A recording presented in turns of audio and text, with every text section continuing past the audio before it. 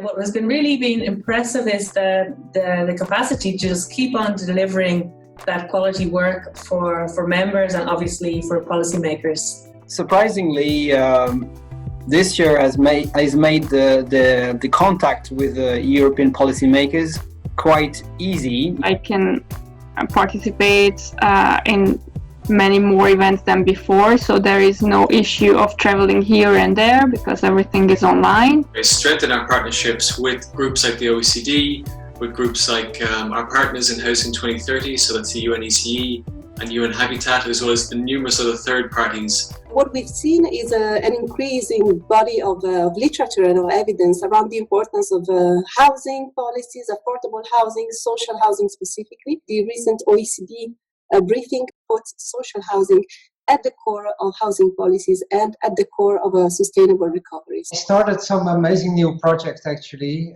where we are really showing that the social, the public and the cooperative housing sector are at the front of some innovations taking place in Europe right now. Neighborhoods, more in particular, have been put at the core and the spotlight as key drivers of sustainability and innovation. Energy to Peers, which is about energy communities, come to my mind. And then, of course, the Power Pool project as well on energy poverty in the sector. The one we have in-house on sustainable plus energy neighborhoods in IKEA, but also as a strategy for the energy transition and economic recovery as well. COVID happened exactly at the moment where we had to discuss about the new programming period and the new budget, including also issues that have an impact on housing. But in the end, we managed to, thanks to informal and also more formal contacts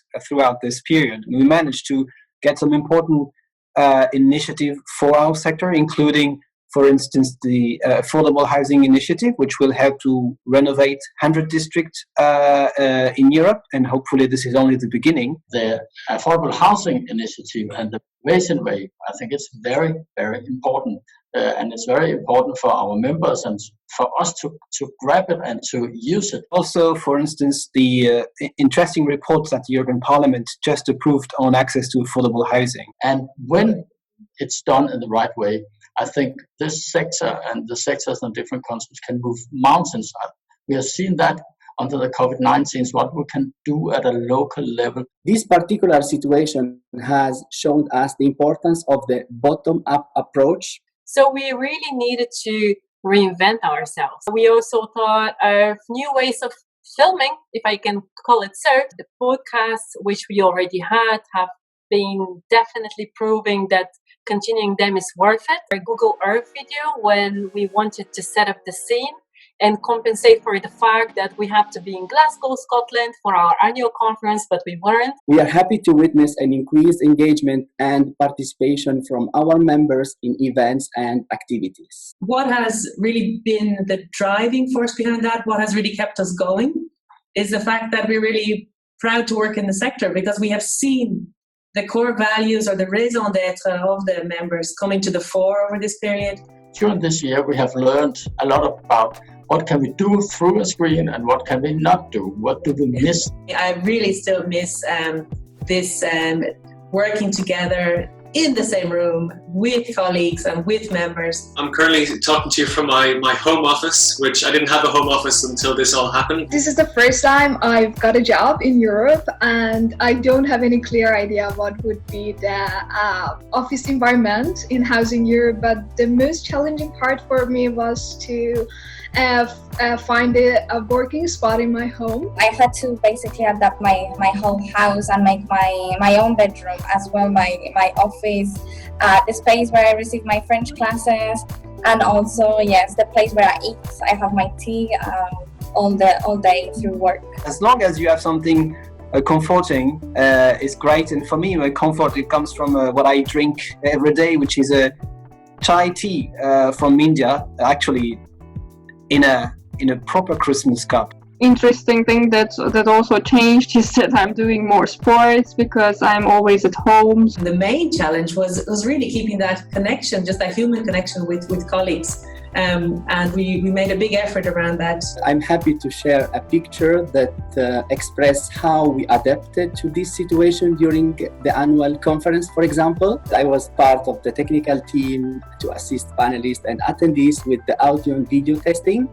And what I noticed in doing that is that not muting your mic is the new reply all. They think they have muted the microphone and say, well, I thought this conference, it would have been a very boring conference, but it's a good conference. Once I forgot to mute my microphone and my cat started crying. People were telling me that I was making this buzzing sound. So I think some of my colleagues are getting fed up with me and are calling me the buzzer right now. So maybe had changed the name to something funny for a call with family or with friends, and then when they came to a call with me and other professional colleagues, shall we say, maybe the name wasn't particularly appropriate for the setting. It was so far from my imagination that I would participate in international work-related events and see the speakers with colorful dresses on the wardrobe of their bedrooms. A child was running around and he threw an arrow to his back. But yeah, the most funny thing is that he said he was not even his child. The organizer unilaterally decided to unmute me. And of course he did exactly at the time when my 5-year-old daughter was screaming like hell. So of course everybody heard that and I was very embarrassed, but I think the most embarrassed was actually the meeting organizer, who just commented, that baby is not happy. This year people really had a lot of online events and there is this kind of accumulated fatigue. So we'll need to find a way to overcome this.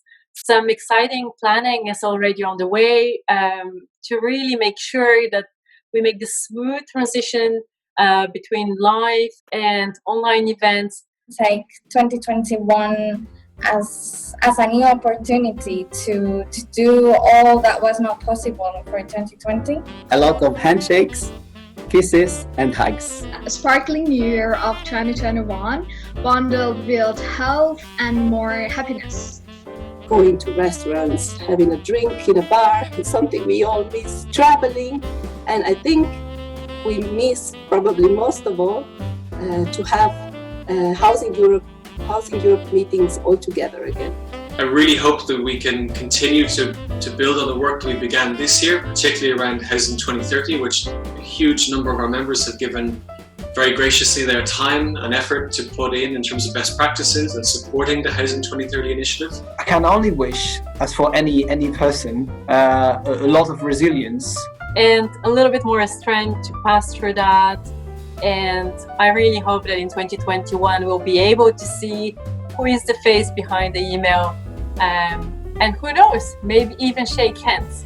A lot of human contact and connection with your partners, with your family, friends, and also the tenants. Continue to take care of their tenants, which is, this is a very vulnerable group that's been affected disproportionately, you could say, by this COVID virus. So good luck to everyone and stay safe. And now, more than ever, it's time to stay united and hold on a little longer to overcome this situation together. How we work, how we make new types of conferences, how our contribution is to the local housing areas and the local municipalities, and how integrated we are in producing welfare in the societies. And when we take systematically all these contributions, what we have learned from this year and how fast we can move, it's very, very important. Thank you. I really say from the bottom of my heart and on behalf of the whole team. I really hope that this combination, so this new recognition of the role of the sector, the new recognition of the importance of home, will really be turned into more political support for the sector at all levels, whether that is local, regional, national and European. And that is really the wish for 2021 and beyond.